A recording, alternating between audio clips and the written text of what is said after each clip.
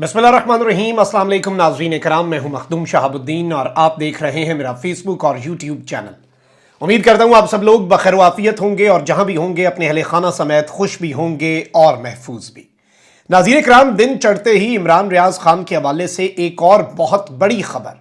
इमरान रियाज जिंदा सही सलामत बिल्कुल ठीक हालत में है, लेकिन कहां पर है, अगले कितने दिनों के अंदर इमरान रियाज खान वापस आ जाएंगे, इस सब के अंदर खबर देने वाला जो सोर्स है, और ये सोर्स बहुत तगड़ा सोर्स है, ये बहुत पक्का सोर्स है, और शायद इस वक्त इससे बड़ा सोर्स, इससे क्रेडिबल सोर्स जो है वो हो ही नहीं सकता। वो कौन है? और ये सोर्स जो है ये भी सामने आ चुका है।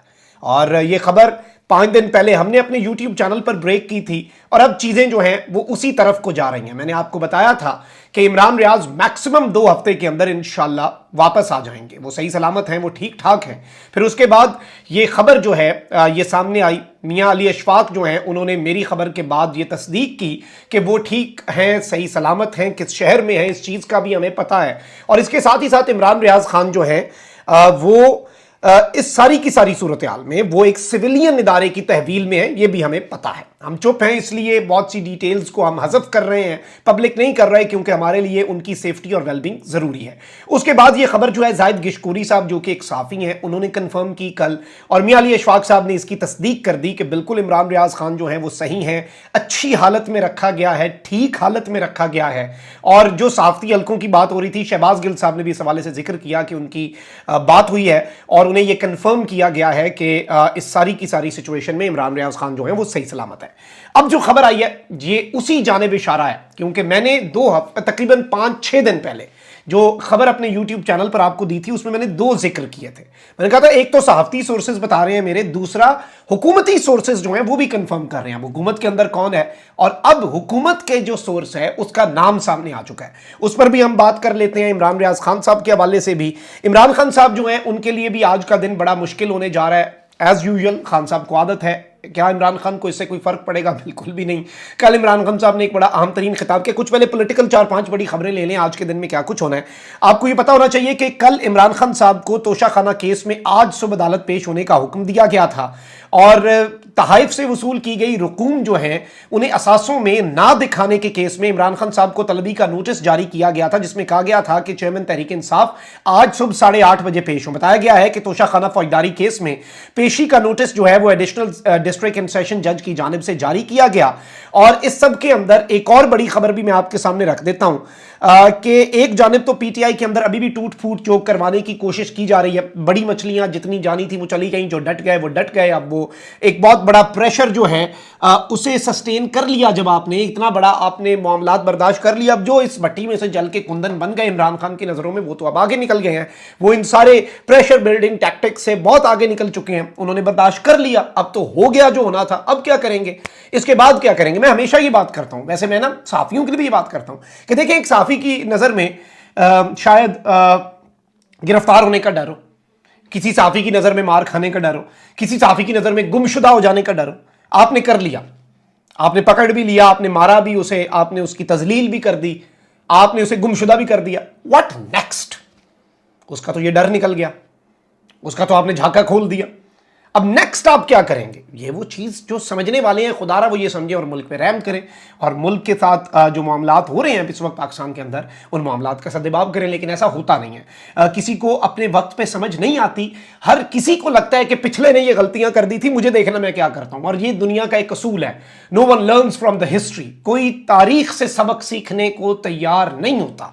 अब यहां पर मैं आपको ये बता दूं कि डीआई खान से भी तहरीक इंसाफ के ओहदेदार हैं, उन्होंने पार्टी से अलहदगी जो है वो कर ली है। और ये 2 ओहदेदार हैं, हबीबुल्लाह कुंडी और इरफान कुंडी, इन्होंने पाकिस्तान तहरीक इंसाफ छोड़ी। अब खान साहब के लिए जो बड़ी खबर है, जो अलार्मिंग खबर है, वो मैं आपके सामने रख देता हूं कि पाकिस्तान तहरीक इंसाफ के चेयरमैन इमरान खान साहब के हवाले से कल ही हमारे YouTube चैनल पर एक खबर आई थी आपके सामने जो हमने रखी थी, और वो खबर ये थी कि इमरान खान साहब को GHQ हमला जो है उस केस में नामजद करने का फैसला हो चुका है। और जराए जो इस वक्त खबर दे रहे थे वो यही थे कि खान साहब को उसके अंदर इन्होंने नामजद करना है, उसके बाद इंसदादी दहशतगर्दी की अदालत में मुकदमा चलेगा, वहां से फिर मजिस्ट्रेट से फौजी अदालतों के लिए खान साहब का रिमांड भी मांगा जा सकता है, जैसे कुछ लोगों का मांगा गया और दे दिया गया रिमांड। और सुप्रीम कोर्ट से भी कोई बहुत बड़ी डेवलपमेंट तो फौजी अदालतों के मामले में अबानी को नहीं है, मामला खटाई में ही पड़ गया। और मैंने ये भी बताया था कि होम्योपैथिक फैसला ही आएगा, अगर आया भी तो। अब यहां पर बड़ी खबर यह है कि पाकिस्तान तहरीक इंसाफ के चेयरमैन इमरान खान को 9 मई के वाकयात में मजीद मुकदमात में नामजद कर दिया गया है। जराये के मुताबिक चेयरमैन पीटीआई को दहशतगर्दी एक्ट के तहत 6 मुकदमात में नामजद कर दिया गया है। उनके खिलाफ 3 मुकदमात 9 और 10 मई को दर्ज किए गए। जराये ने बताया है कि चेयरमैन पीटीआई को फैसलाबाद और रावलपिंडी में दर्ज 2 मुकदमात में नामजद किया गया है। गुजरांवाला और मियांवाली में भी दर्ज एक मुकदमे में खान साहब को नामजद कर दिया गया है। फैसलाबाद में आपको पता है कि हसास इदारे के दफ्तर पर हमला हुआ। रावलपिंडी के अंदर एक जीएचक्यू के गेट के ऊपर हमला हुआ, अफसोसनाक, इंतहाई काबिल मजम्मत। उसके साथ हमजा कैंप जो है, बड़ा इंपॉर्टेंट ऑफिस है हमजा कैंप, और जाहिर बात है कि वहां पर भी एक हमला किया गया। मियांवाली के अंदर आपको पता है कि एयरबेस जो है उसके मामलात जो थे। जराये का कहना है कि इमरान खान फैसलाबाद में थाना सिविल लाइंस और समनाबाद, रावलपिंडी में थाना RA बाजार और न्यू टाउन, जबकि मियांवाली में थाना सिटी और गुजरांवाला में थाना कैंट में दर्ज मुकदमात में नामजद हो चुके हैं। 9 मई के वाकयात में मुलव्विस, कल की ही खबर की मैं आपको तस्दीक दे रहा हूं कि 9 मई के वाकयात में मुलव्विस मुलजिमान के बयानात की रोशनी में खान साहब को नामजद किया गया और तमाम मुकदमात थानों के पुलिस अफसरान की मुद्दत में दर्ज किए गए हैं। जराये ने बताया है कि ज्वाइंट इन्वेस्टिगेशन टीम को तमाम मुकदमात में तफ्तीश करने का हुक्म दे दिया गया है। पीटीआई लीगल टीम को केसेस की तफसीलात भी मौसूल हो गई हैं। ये भी जराये बता रहे हैं कि इन केसेस की तफसीलात खान साहब की जो लीगल टीम है उसे मौसूल भी करा दी गई हैं। दूसरी जानिब 9 मई को जलाओ घराव तोड़फोड़ और जनरल हेडक्वार्टर्स GHQ पर शरपसंदों के हमलों के वाकयात के मुकदमात पिंडी में दर्ज हैं और इमरान खान साहब को इन मुकदमात में नामजद किया गया है। और जो कुछ भी है इसमें ऑब्वियसली आपको पता है कि मामलात बहुत ज्यादा गंभीर हो सकते हैं। इसके साथ 2 और बड़ी पॉलिटिकल अपडेट्स भी मैं आपको दे दूं। एक फैसिलिटेशन काउंसिल बनी थी, आपको पता है कि इन्वेस्टमेंट के हवाले से, और army chief general Asim Munir साहब का उसमें इसे ब्रेन चाइल्ड कहा जाता है। 2035 का एक मंसूबा है और इसकी सदारत वजीर आजम करते हैं। तो इस कमेटी की जो इन्वेस्टमेंट फैसिलिटेशन काउंसिल जो है, इसकी एपेक्स कमेटी जो है, जो बड़ी सुपीरियर किस्म की कमेटी होती है, उसका इजलास भी शुरू हो चुका है और इसका पहला इजलास जारी है। और ये वजीर आजम साहब जो है इसकी सदारत कर रहे हैं। इसमें army chief general Asim Munir और DG नदीम अंजुम साहब भी शरीक हैं। चारों वज़राए आला समेत कमेटी के अरकान भी शरीक हैं। इजलास में मुल्की और मुआशी सूरत हाल और इक्तिसादी मामला जो है उसका जायजा लिया जा रहा है। ये मामला भी आपके सामने रख दिया। अब एक और खबर भी छोटी सी आपके सामने रख दूं, फिर मैं इमरान भाई के ऊपर आता हूं। इस्तेहकाम पाकिस्तान पार्टी जो है उसने लाहौर में एक इंतहाई आम इजलास किया। जहांगीर तरीन साहब इस नौजायदा पार्टी को, न्यू बॉर्न पार्टी को छोड़कर और इनक्यूबेटर के अंदर और वेंटिलेटर पर छोड़कर जहांगीर तरीन साहब लंदन गए, वहां से कुछ हासिल नहीं हुआ। ये पार्टी जो है इसके मरकजी रहनुमा अपने हलकों में नहीं जा पा रहे, तो इधर से ही आप इसकी मकबूलियत का अंदाजा लगा सकते हैं।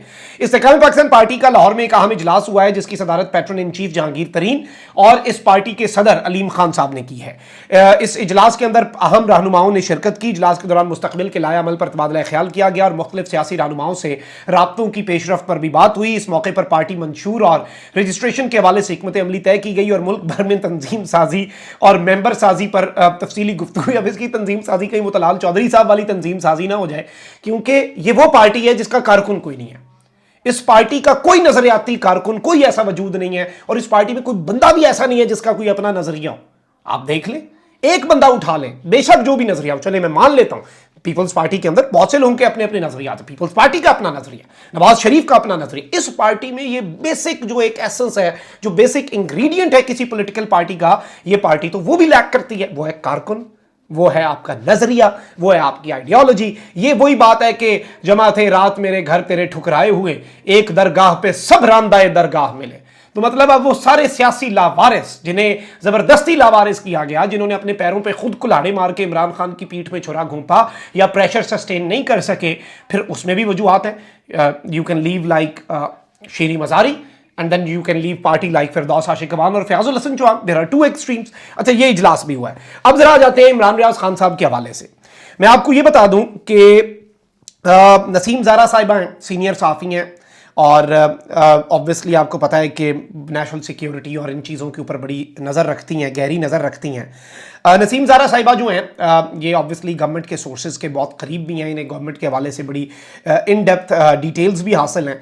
इन्होंने भी अब उस हवाले से खबर की तस्दीक कर दी और मैं ये सोर्स इससे पहले इसलिए आपके सामने नहीं रख रहा था क्योंकि ये सोर्स पब्लिक हुआ नहीं था, लेकिन अब चूंकि नसीम ज़ारा साहिबा ने इस सोर्स की कंफर्मेशन दे दी और ये सोर्स और कोई नहीं कि इमरान रियाज खान 6-7 दिन के अंदर वापस आ सकते हैं, इंशाअल्लाह इंशाल्लाह इंशाल्लाह इंशाल्लाह अगर चीज़ें उसी तरह से चली, इस मुल्क में वैसे कुछ भी एक्सपेक्ट हो सकता है। अभी भी आपने इमरान रियाज के लिए आवाज़ उठानी है। कमेंट में इमरान रियाज खान को रिहा करो ज़रूर लिखें। वो आपके और मेरे लिए आवाज़ उठा रहा था, वो आपके और मेरी खातिर ये सब कुछ बर्दाश्त कर रहा है। उसकी फैमिली आपके इस मुल्क के 24 करोड़ अवाम की खातिर ये सब कुछ बर्दाश्त कर रहे हैं, तो हमारा भी कुछ हक है और ये कर्ज है बेसिकली उनका जो हमने चुकाना होता है।